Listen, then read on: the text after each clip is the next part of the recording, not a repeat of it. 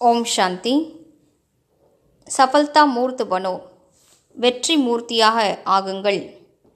जैसे शुरू में बाप दादा का साक्षात्कार घर बैठे हुआ ना, ஆரம்பத்தில் பாப்தாதாவின் காட்சியானது வீட்டில் அமர்ந்தபடி கிடைத்ததல்லவா?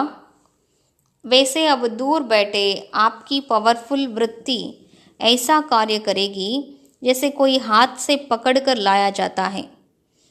அதுபோன்று இப்போது தொலைவில் இருந்தபடி உங்களது சக்தி வாய்ந்த உள்ளுணர்வானது கைகளில் பற்றி கொண்டு இழுத்து வருவதை போன்ற காரியத்தை செய்யும்.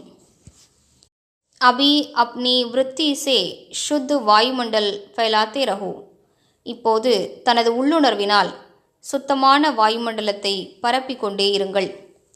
हर सेकंड अपने पर अटेंशन रख, निर्व्यर्थ संकल्प, निर्विघ्न आकर्षण मूर्त बनो तो कैसा भी नास्तिक तमोगुणी बदला हुआ देखने में आएगा.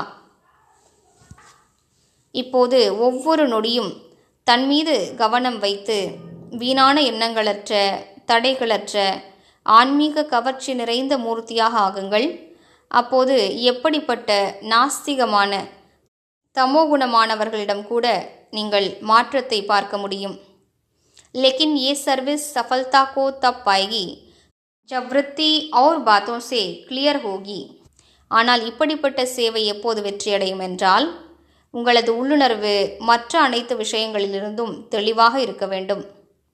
ஓம் சாந்தி.